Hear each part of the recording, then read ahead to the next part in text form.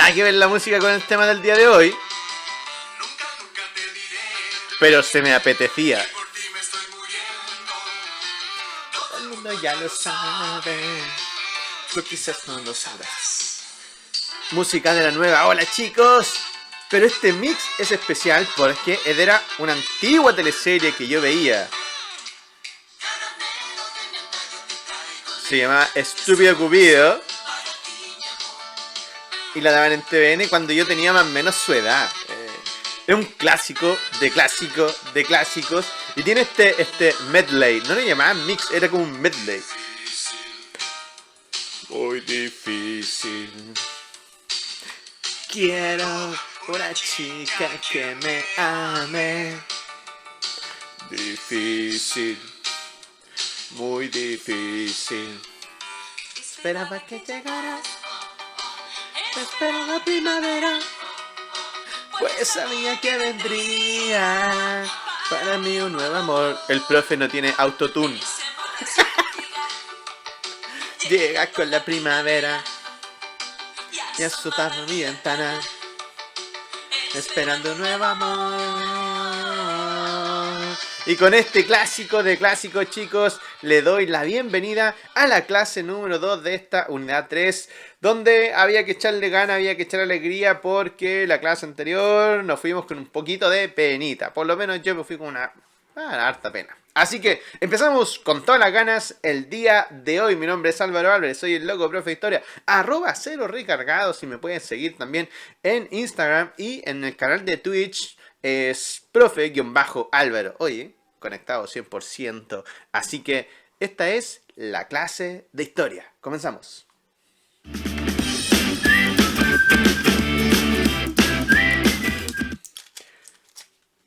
Bien, una de las cosas que tiene este profe es que está anciano. Y tiene que andar tomando cosas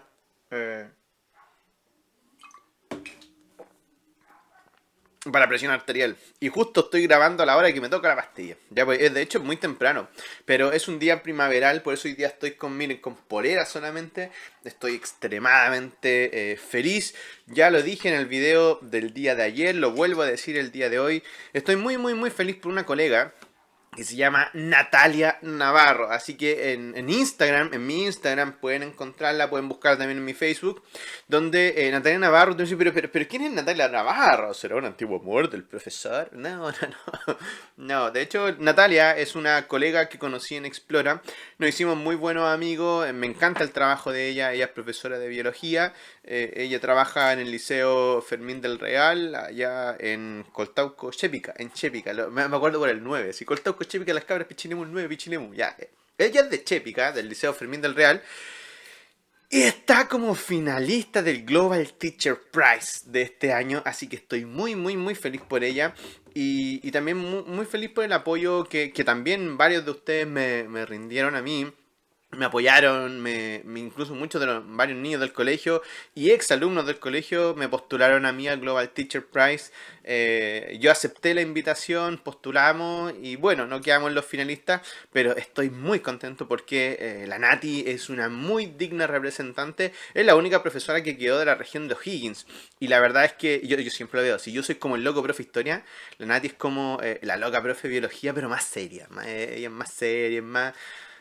sí, es serio, así es el concepto, porque igual hace la misma locura y tontera y se saca la mugre por sus chicos, así que ahí está, para que lo busquen en mis redes sociales, Natalia Navarro, ya, pero no se llama Natalia Navarro, se llama La Negra Gatucha, algo así se llama, pero en mi Instagram está ahí su cuenta para que la puedan seguir, para que vean este camino que está recorriendo a través del Global Teacher Prize, y cuando la vean en la tele, oh, el profe Álvaro me habló de ella, de la profe que llevó a las niñas a Japón, oh, y que creó unos cosméticos, creó unos jabón raro, así como, ya, ok, genial. Así que no, yo estoy extremadamente feliz por la Nati y sé que le va a ir súper bien, súper bien, ¿ya? ¿Por qué? Porque es una crack. Así que nada, yo darle este saludo desde esta humilde palestra que es el canal de YouTube. Y ahí entonces estamos. También hemos estado trabajando con varios niños. Trabajé con algunos chicos también del dúo que están haciendo un estudio sobre alma. Así que saludo a Xavi, a Xavi, Xavi, le gusta que le digan Xavi, pero a Diego López, ya que se contactó conmigo, él fue un ex alumno, un muy querido amigo también, así que trabajamos con Diego, también trabajamos con la Nani, oye, me encantó conocer a la Nani, es una chica a todo terreno, súper bacán, así que genial la Nani, y a la Grazi, que solamente no alcanzó a dar las grazie. Pero bueno, son cosas que pasan. Así que eso, dale la bienvenida chicos a la clase del día de hoy. Yo espero que se encuentren sumamente bien. El día lunes nosotros como colegio vimos lo que iba a pasar en cuanto a las clases y cómo se iba a evaluar. En el caso de nosotros hemos hecho varias evaluaciones online, así que las evaluaciones están ahí todavía para que ustedes las puedan hacer, ponerse al día. Y eso es todo. Ustedes saben que yo no me caliento mucho con el tema de las notas. Ya hacemos retroalimentación de las evaluaciones y de las clases cada cierto periodo y por esa misma razón entonces a mí lo que me interesa es que ustedes vean los videos, que aprendan, se motiven, pero que lo más importante, se sientan acompañados de aquí con este loco profesor y que digan, oye, es que como que me gustan las clases del tío Álvaro porque es medio loco y todo lo demás y es como estar en su clase normal. Así que eso para mí es la idea fundamental de todo esto. Ya más que, uy, te voy a ir a perseguir hasta el infierno por las notas y esas cosas. Ustedes saben cómo soy yo con eso, ¿no? Para mí las notas no tienen mucha importancia. De hecho, dentro de mi priorización de importancia está como dentro de lo último. De lo último me interesan muchas otras cosas, por ejemplo, en cuanto a sus emociones, cómo están sus emociones, que ustedes identifiquen cuáles son sus emociones que tienen el día de hoy y además de eso puedan ir aprendiendo a su ritmo, que puedan ir viendo cosas que les vayan interesando, haciendo relación con lo que está pasando en la actualidad con Chile, porque todo esto del siglo XX tiene mucha... perdón. Hoy la alergia me había pillado. Tiene mucha relación, entonces, con lo que nosotros podemos ver. Entonces, esas son las cosas que a mí me interesan, ¿ya? Y como siempre te pido, déjame en los comentarios, me pueden mandar un DM a través del Instagram, un comentario si estás viendo esto desde el canal de YouTube. También dejarme en los comentarios tus saludos, ver de dónde es. El otro día estuvimos trabajando con niños desde la 8ª región en Talcahuano. Creo que les fue súper bien con una tarea que del sexto básico le ayudamos. Así que un saludo a todas las chicas, ya que trabajamos a una distancia tremenda. Yo de verdad estaba muy feliz con haber ayudado y aportado entonces a su trabajo. Bien, la número 2 para que le pongan el título se llama Crisis del Parlamentarismo y regreso al presidencialismo. El día de hoy entonces vamos a ver cómo por fin termina ese parlamentarismo tan inútil, tan... que tanto mal le hizo a Chile. Bien, ya. Vamos a seguir entonces con la clase del día de hoy. Y estaba mirando un poco la cámara, que siento que está muy renderizada, que está muy rara. Hoy día algo le pasa a la cámara. Maldita sea, ¿eh? Es como... sí, es como extraño lo que sucede aquí, tíos. Bien, vamos a seguir nomás, a morir nomás. Si esta cuestión funciona mal, no sé. No, yo creo que debe ser el computador que a lo mejor está... al límite. Hay un límite que rompe el deseo. ¿Ven? Miren, me veo así como...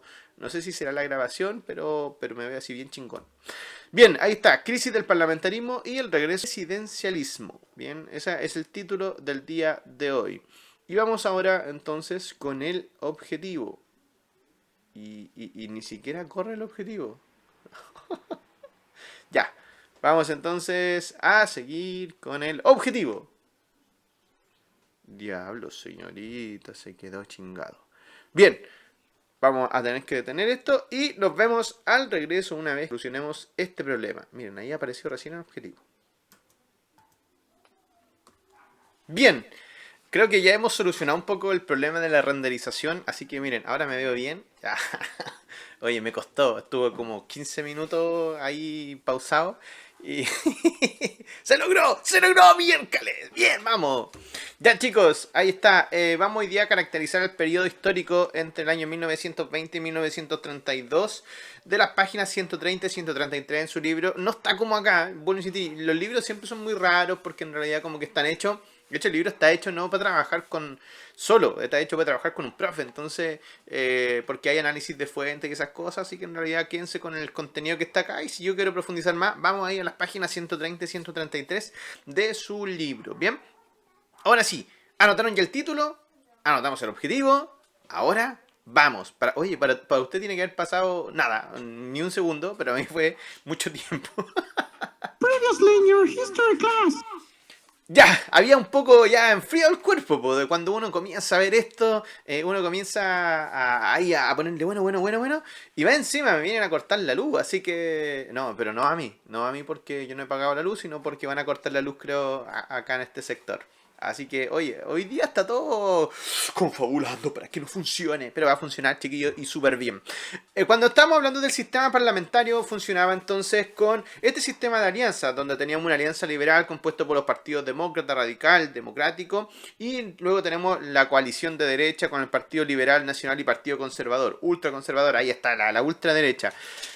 A ver, hay que comenzar a acostumbrarse a usar esos conceptos, porque durante el siglo XX, tanto izquierda como derecha, van a tener mucha relación, pero en realidad yo hasta este momento se los dije, esta izquierda, este partido demócrata radical y liberal democrático, son como en general partidos de centro, porque la izquierda va a aparecer posterior entonces a lo que va a ser este régimen parlamentario, es decir, la vamos a comenzar a aparecer, a ver, ahora, una vez de que aparecen los movimientos obreros y que aparecen entonces ciertos partidos políticos que sí son realmente de izquierda, ¿ya?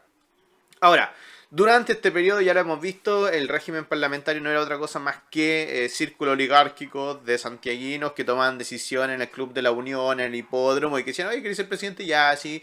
El presidente era un monigote, el Congreso dormía, no se hacía nada. A Chile le llegaba la plata del salitre pensando que simple y llanamente el salitre le iba a durar por toda una eternidad, y vamos a ver el día de hoy que eso no fue así y que se farriaron, esta oligarquía se farrió durante 30 años la oportunidad y la posibilidad de finalmente haber hecho a Chile un país diferente.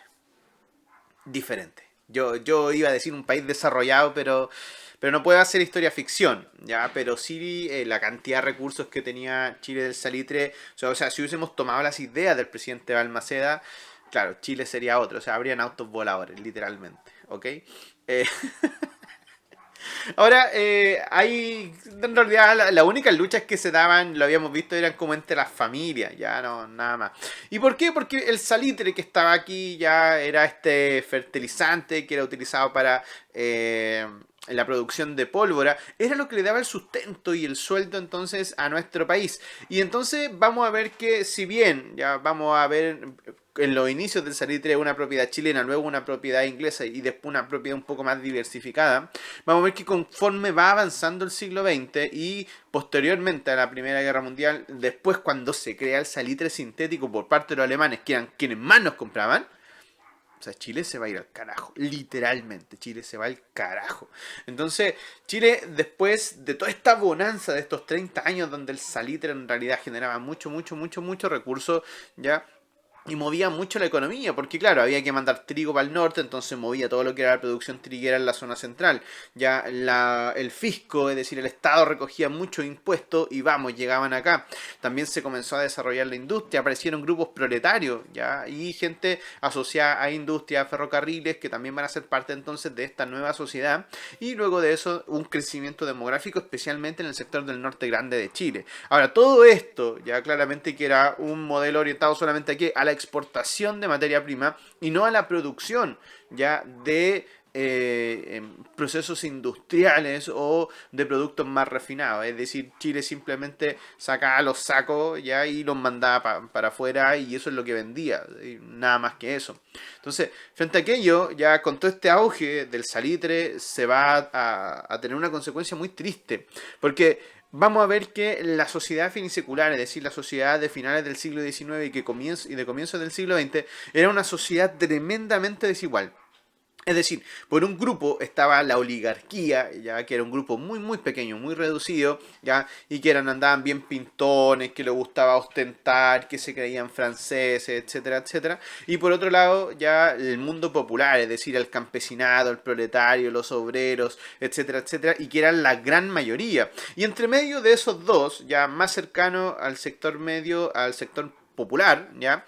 Va a aparecer entonces este grupo medio, este sector medio que eran profesionales que salían de la Universidad de Chile o también entonces personas que se dedicaban a trabajar en lo que era la administración del Estado. Y ellos van a formar un sector medio pero que está muy cercano y muy ligado al mundo popular, es decir, no es que de la oligarquía bajen al sector medio, no, al contrario, o sea, desde el mundo popular tú puedes ascender a un sector medio. Ahora, eso era muy reducido ya este sector medio y la gran cantidad de personas se encontraba en el mundo popular. Y así es donde nosotros vamos a ver cómo esta oligarquía aparece durante esta época con esta élite que comienza a hacer estos casamientos, porque claro, la oligarquía tiene plata, los empresarios tienen mucha plata, muchos recursos, pero lo que no tienen finalmente es el título casi de la nobleza, esta cosa de sangre, esta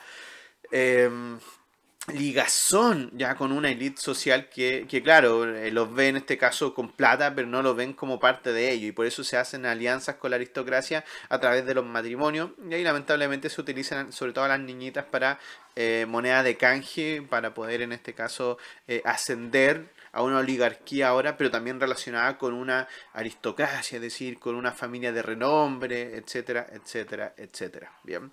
Ahora, allí vamos a ver que ya lo habíamos visto, los sectores medios y luego los sectores populares, pero y que la gran mayoría de los chilenos se encontraban en los sectores populares y con muchas situaciones complejas y que nosotros las vamos a ver y las vimos ya, así que en la cuestión social. Si estás viendo esto desde YouTube, ya todo esto nosotros lo hablamos en la clase anterior para que tú lo puedas ver ahí arriba. Ahí arriba estaba saliendo ya hace rato la clase anterior. Y la cuestión social tiene que ver que entonces con todas las situaciones de carencia ya o hacinamiento que vamos a ver durante esta época, sobre todo en el sector urbano. Ya la cuestión social tiene mucha relación con la proletarización, ya con el empobrecimiento, con el hacinamiento, con la falta de higiene, con la falta de salubridad. Y esa distancia, yo eso quiero que lo entiendan mucho, chicos, esa distancia tan desigual, es decir, de una oligarquía que vivía pensando que estaba en Francia, al resto de la población que vive en condiciones paupérrimas, miserables, eso hace que finalmente ese distanciamiento social entre los ricos y los pobres se vaya politizando. Es decir, los ricos van a ser asociados a la derecha, ya una derecha que es indolente frente a lo que le está pasando a la gente más pobre, y luego entonces la izquierda que va a tratar de buscar ya mejores condiciones a través entonces de varias formas, pero principalmente la legal. ¿Ya? Es decir, van a haber grupos de izquierda que, claro, van a ocupar la violencia como un argumento para poder tomar ya derechos. Pero la gran mayoría de la izquierda lo que va a hacer es tomar ya esta situación ya y transformarla en mejoras legales. Bien. Ahora, ojo aquí, porque de hecho cuando hablamos de esta oligarquía indolente, fíjense que es muy similar a lo que está sucediendo hoy en día. Es decir, estamos en el 2020, llevamos 20 años de este siglo XXI y todavía tenemos una oligarquía que, claro, hoy en día es un grupo más bien empresarial, ya que es bastante indolente y con una derecha también muy indolente frente a lo que sucede ya en los sectores marginales. Y una izquierda que ya ni siquiera está en la izquierda, sino que la izquierda está como al centro. Ya hoy día no hay grupos como que diga, sí, son de izquierda, pero viven como de izquierda. No viven como gente de izquierda. Es decir, gente que, claro, puede tener un pensamiento social a la izquierda, pero que no vive como gente de izquierda, sino que vive más bien como gente de derecha. Y esas cosas son las que hacen que en Chile uno vea, oye, hay una tremenda desigualdad social, y eso hace que las personas salgan a las calles, salgan a protestar, y que incluso se quiera una nueva constitución, un nuevo pacto social. ¿Por qué? Porque finalmente cuando las sociedades entran en crisis, la forma de ponerse de acuerdo es a través de las constituciones. Recuerden que una constitución es la forma que se organiza un país. Entonces, si yo quiero organizar un país de modo más justo o con derechos que finalmente sean garantizados para todo el mundo, claro, necesito yo una nueva constitución. Y ya a comienzos del siglo XXI, Chile en el 2020 ya entró en una crisis social tremenda debido a esto mismo. Entonces, ahí donde uno dice, pero profe, a ver, llevamos 100 años de distancia de esto y Chile volvió a caer en lo mismo. Y es claro, porque finalmente esta oligarquía nunca soltó el poder, ¿ya? Y finalmente después de 100 años se mantienen las mismas condiciones de desigualdad. ¿Ya? Incluso hoy en día la cuestión social también se ve, pero de manera muy reflejada en los inmigrantes. Es decir, los inmigrantes viven, por ejemplo, en malas condiciones, tienen malas condiciones de trabajo, ya, etcétera, etcétera, etcétera. Y el hacinamiento que viven de hecho, los mismos conventillos que están ahí son los que viven hoy en día los inmigrantes en el centro de Santiago.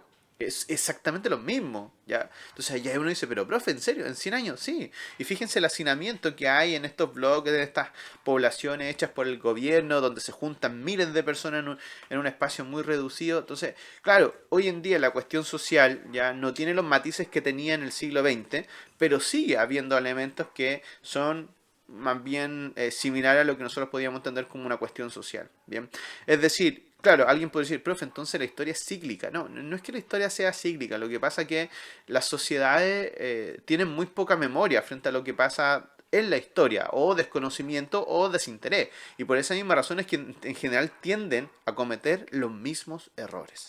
Bien. Historia de los hombres. ¿Y cuál fue la respuesta entonces a esta cuestión social? Y allí aparecen entonces los partidos políticos de izquierda. Vamos a ver cómo aparece el Partido Socialista, aparece el Partido Comunista para poder dar respuesta. Hay un partido que es el Partido Obrero, está el Partido Anarco-Socialista, ¿ya? Y aparecen entonces todos estos partidos que sí son de izquierda, que lo que buscan finalmente es dar una respuesta legal, ¿ya? A todas estas situaciones que están ocurriendo ya a comienzo o ya en la primera en las primeras 2 décadas del siglo XX. La Iglesia llega tarde con su encíclica Rerum Novarum, que invita un poco a la gente oligarca, a la gente de la aristocracia a ser mejores personas, pero en realidad no la pescan y la verdad es que es muy poco lo que aporta la Iglesia, ¿ya? Y lo que sí aporta finalmente es que gracias a las protestas, a las marchas, a las huelgas, finalmente se crea una pequeña legislación social, como por ejemplo, y lo hablamos la semana pasada, la ley de la silla, es decir, que los trabajadores ni siquiera tenían derecho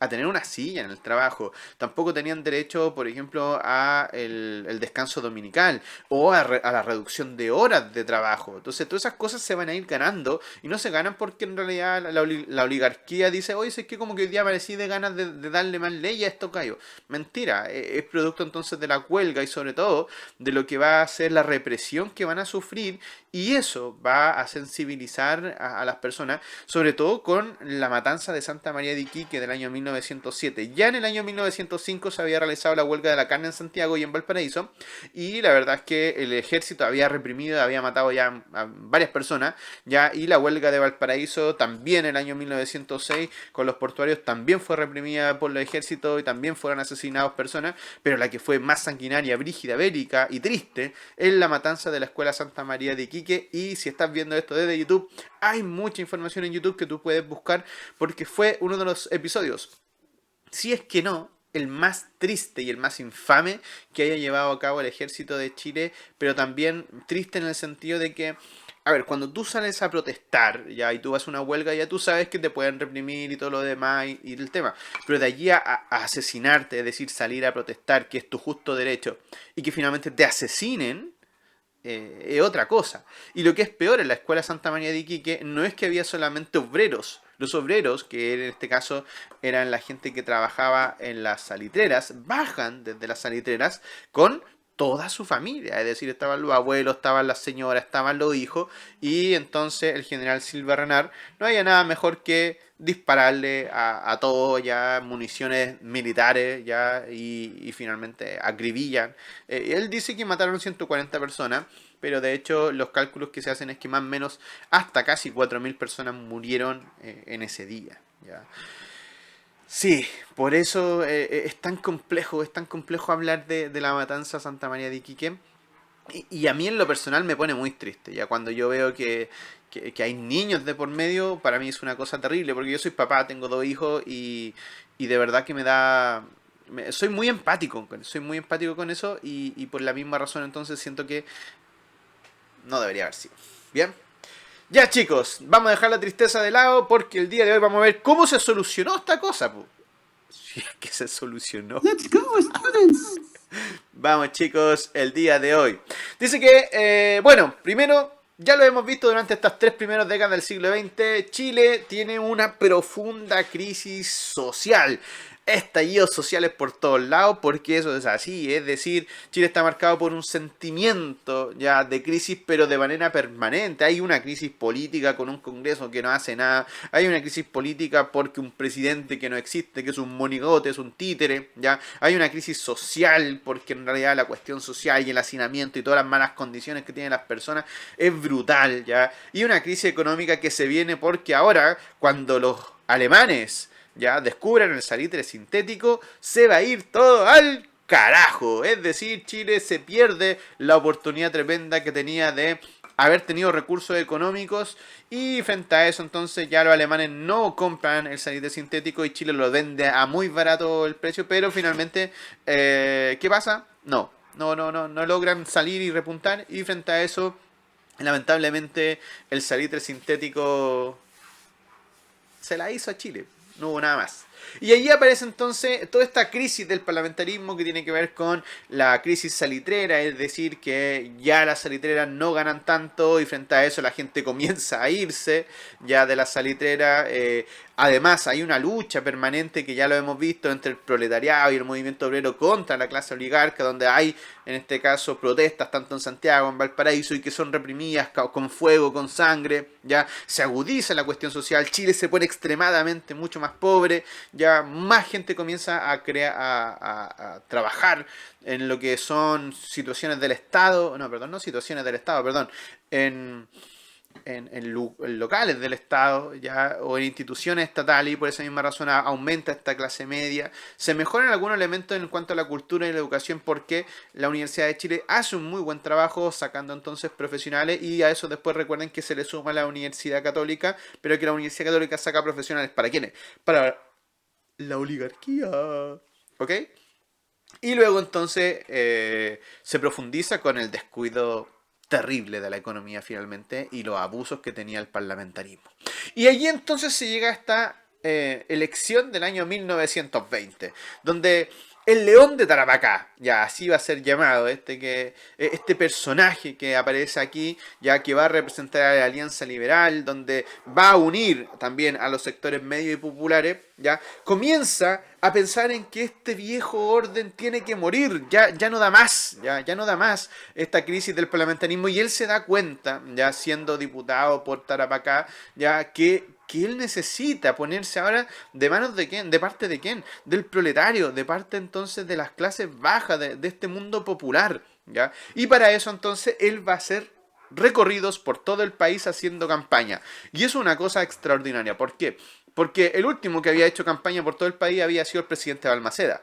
¿Por qué? Porque las elecciones eran truchas, pues, es decir, ellos se arreglaban, oye, ¿sé qué? Ya, tú querés Barros Borgoño, querés ser presidente, ya, sí, tú voy a ser presidente, ya. Y por eso Barros Borgoño, que era su contendiente, decía, no, vamos a instalar un nuevo orden, pero en realidad el auditorio que él tenía eran los mismos oligarcas de siempre. Entonces, claro, él pensaba que se iban a arreglar las elecciones ya tal como se habían arreglado siempre, y que finalmente se va a topar con este león de Tarapacá que mueve masa y que comienza a decir, oye, ¿sabéis qué? Hay que comenzar a barrer esto porque esta vieja política ya no da más. Y de esa forma entonces el león de Tarapacá llega a la presidencia en el año 1920, y que lo que busca entonces es encauzar todo este descontento que tiene la clase media y la clase popular hacia lo que va a ser un nuevo trato en el gobierno, ya busca ya finalmente hacer un nuevo pacto social, porque finalmente dice, mira, ¿cómo yo detengo las manifestaciones? Oye, si hay que ir reformando estas cosas, hay que cambiar en este caso el sistema económico, ya hay que intervenir más en toda esta cosa que la oligarquía ha controlado durante 30 años, y que finalmente tiene todo esto patas para arriba. Entonces, claro, yo tengo mucha gente que tiene mucho, pero tengo casi todo el país que no tiene nada. Entonces, ¿cómo estos viejos no se dieron cuenta ya de esto? Y Alessandri le pone ahí el palo al gato, pero, porque siempre hay un pero. Uno dice, pero Alessandri le está poniendo bueno. Sí, pero el Congreso entonces comienza a impedir y cae en las mismas prácticas que estaba desarrollando, es decir, interpelan a los ministros, hay votos de censura, se obstruyen, las leyes duermen en el Congreso, ya, oye, es como ahora, ok, gracias, pero yo les digo, ven si la cosa es muy cíclica, ¿bien? Y entonces eso cuando ve que el Congreso no deja avanzar, ya, y Alessandri comienza a frustrarse, obviamente que el descontento social ya va a comenzar a aparecer. Entonces, claro, aquí hay una caricatura, por ejemplo, que dice Alessandri lejos de la meta en el año 1922. ¿Y por qué razón? Porque, claro, miren, fíjense, va andando con una con una bicicleta pinchada, completa, así, llena de hoyos, no avanza nada. ¿Por qué? Porque Alessandri, por más que él está camiseteado con Chile y quiere reforma y todo lo demás, Alessandri finalmente no tiene el apoyo del Congreso. Y siempre el Congreso, tirando palo, siempre el Congreso embarrándola, siempre. Y ahí entonces aparece un nuevo conflicto. ¿Por qué? Porque el Ejecutivo dice, ¿sabes qué? Hay que poner entonces nueva atribución al presidente porque este Congreso no deja hacer ni una cuestión, el Congreso ya no sirve, esta cuestión ya de régimen parlamentario es basofia. Y entonces él dice, hay que hacer una nueva constitución donde ya el Congreso suelte este poder ya que ha tenido a Chile tan mal y en tan paupérrimas condiciones, de tan pobre.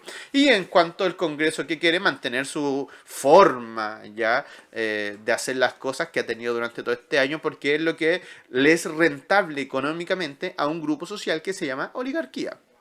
Ahora, aquí es lo más interesante, ¿ya? ¿Por qué razón? Porque aquí es donde el Congreso aparece como la carta de siempre. Dice, Alessandri es un dictador, Alessandri es un tirano, Alessandri nos quiere convertir en Venezuela. No, ya, eso no, pero puras cosas. Y uno dice, a ver. Pero no es lo mismo que hicieron con el presidente Balmaceda. Exacto, es decir, cuando hay un presidente fuerte que quiere ayudar al país, el Congreso ahí se opone porque siempre el Congreso en general lo que vela es por los intereses de un grupo de la sociedad, no de todos, ¿ya? Y por esa misma razón entonces se entra en una crisis tremenda y ahí aparecen la cuestión de los ruidos, ¿ya? Y son ruidos de sable. ¿Qué son los ruidos de sable? Los sables son las espadas que tienen los militares, ¿ya? Entonces ahí hay una caricatura que dice, oye, escucho ruidos de sables, y por otro lado dice, oigo ruido de cucharas. Y en realidad dice, se siente el rumor de sables. Es decir, porque se comenzó a pensar y a creer que ya en el año 1924 esta cosa no daba para más. El malestar social, la crisis salitrera, el que las salitreras se están yendo a quiebra, la gente se está yendo del norte, ya llegan toda la ciudad, dejan estragos, no hay como... Es un caos. Es un caos. Y para variar, el Congreso en realidad como que no está ni ahí. Ellos siguen ahí muy afrancesados y todo lo demás. Y entonces se lleva a cabo este manifiesto del 5 de septiembre donde aparece este ruido de sable, donde se les dice, oye, si no aprueban estas leyes, finalmente nosotros vamos a hacer un golpe de Estado. ¿Ya? Entonces se amenaza, ¿ya? Y dice, ok, si ustedes no fueron capaces de ordenar esto, nosotros los militares vamos a hacer un golpe de Estado para ordenarlo, ¿ya? Y finalmente ahí se aprueban las 16 leyes sociales, pero solo y solamente después que Alessandri renuncia. Es decir, Alessandri dice que yo no puedo seguir más con esto, Alessandri renuncia, y entonces aprueban las leyes sociales, como diciendo, Alessandri era el culpable. Y eso es mentira. Ya, eso es mentira, eso fue falso. En realidad se aprueban las leyes sociales por el miedo al ruido de sables que finalmente había. Ya, y luego de eso, ya las Fuerzas Armadas toman el poder, para variar, ya, y se hace un golpe de Estado contra los altos mandos y ahí aparece un gobierno provisorio ya encabezado por Ibáñez. Bien, sí, Ibáñez, el mismo Ibáñez que vamos a ver en este caso ahora. Entonces... Y se hace este golpe de Estado ¿para qué? Porque dice, oye, si el problema no era el presidente Alessandri, el problema es el Congreso. Entonces se le llama, en este caso, al presidente para que regrese, porque él tiene que firmar ya la nueva constitución que se mandó a hacer, y ahí hay una misión económica que es la misión Kemmerer, que se le preguntó, a ver, ¿qué necesita Chile? Entonces dijo, mira, lo primero que hay que hacer es poner reglas buenas, ya, y es para eso necesitamos un banco central que ponga las reglas económicas del juego. ¿Aquí? Ahí está el Banco Central. Y entonces la misión Kemmerer ya lo que hace es poner reglas nuevas, y a partir de eso entonces llega el presidente, firma la constitución, se llama un plebiscito para que se apruebe la constitución, y luego de eso entonces se llama a nuevas elecciones, en las cuales finalmente Ibáñez se niega a renunciar. Luego de eso, entonces, vamos a ver que dentro de toda esta crisis, ahí se trata de solucionar ¿con qué cosa? Con que finalmente el presidente renuncia. Y allí se forma entonces la Constitución del año 1925. Y esa Constitución del año 1925, claramente que es un proceso marcado porque nadie participa, ¿ya? Y se forma a través de una comisión, y le da entonces poderes al presidente, es decir, el presidente va a ser elegido, en este caso por voto directo, ya va a durar 6 años, se crea el TRICEL, el Tribunal Calificador de Elecciones, ya, y a partir de eso entonces se garantiza algunos elementos de la protección social, como por ejemplo el tema de la educación, y luego entonces también aparece la separación de la Iglesia y del Estado, es decir, la Iglesia ya no se mete más en temas de política. Y allí se llevan a cabo entonces estas elecciones para finalmente aprobar la Constitución, ¿ya? Y la Constitución es aprobada. Y ahí entonces uno dice, bueno, pero ¿qué cambia entonces esta Constitución? Primero se consagra el presidencialismo, porque recuerden que antes la imagen del presidente era decorativa. Luego el presidente es elegido por sufragio universal, y antes se hacía como por voto censitario. Ojo, sufragio universal que no incluye a las mujeres. Por favor, atiéndase.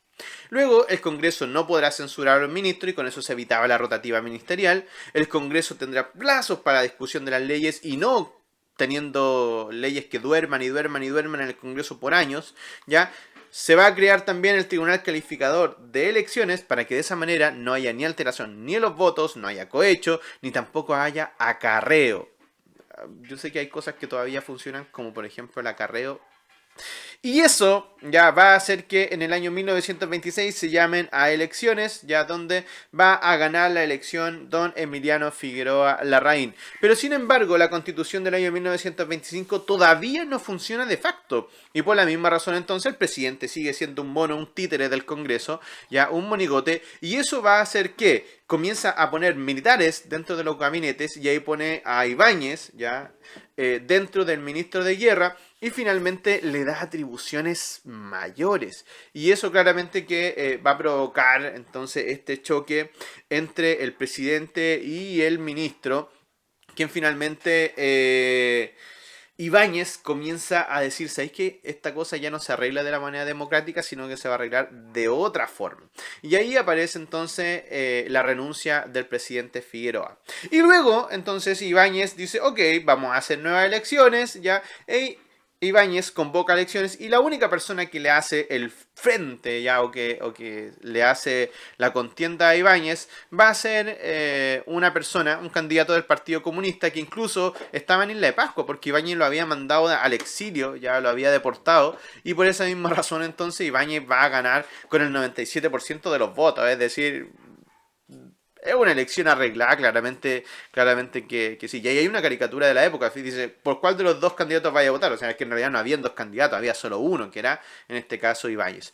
Ibáñez es un ambicioso, es un oligarca, es una persona que cree mucho en el país, es del ejército, ya por esa misma razón entonces, él tiene ideas que son muy reformistas, habla un poco del progresismo, pero claramente que provoca rechazo en la gran mayoría de la población, porque él es muy buena para exiliar gente, es decir, para deportar, para sacar gente de no estáis a favor mío, perfecto, te fuiste.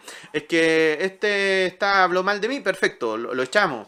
Ya, y también la represión contra el movimiento obrero, que le da lo mismo, o sea, chao, yo ocupo el ejército y lo hago como quiero, ya, y como tengo apoyo por parte, en este caso, de los militares, vamos andando. Y por eso que él decía preso y fuera, es decir, ya, compadre que estaba opositor a mí, lo tomaba, chum, se iba nomás, se iba. Ahora, es bien interesante porque, claro, él los deportaba, pero estaba bajo sin ninguna ley que lo amparara. Entonces, Ibáñez claramente que era un dictador, ¿ya? Y que gobernaba como dictador, y ahí está el super Ibáñez, donde tenía todo, o sea, tenía a cargo el ejército, la aviación, la armada, y además de eso, él se crea una nueva fuerza policial para él, que va a ser llamado Carabineros de Chile. Y en el año 1927 se crea entonces Carabineros de Chile, que es un brazo que también le sirve a Ibáñez para lo que tener este estado policial, ¿ya? Y él era muy dictador, ¿ya? Si bien no era un dictador porque él fue presidente, pero tenía un estilo muy dictatorial, ¿ya?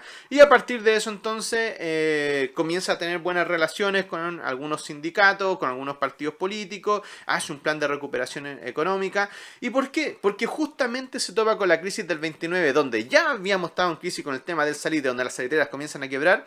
Ahora, en el nivel mundial, hay una crisis económica que es la crisis del año 1929.